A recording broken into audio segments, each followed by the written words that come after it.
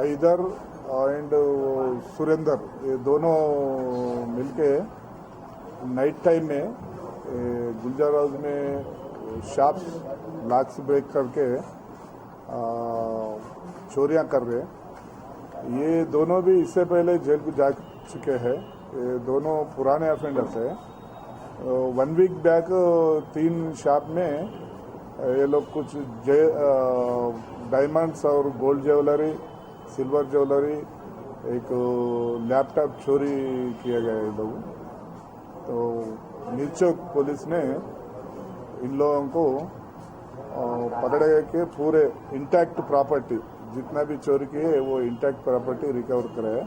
उसको अरेस्ट बता के अभी कोर्ट में प्रोड्यूस करने को रेडी है।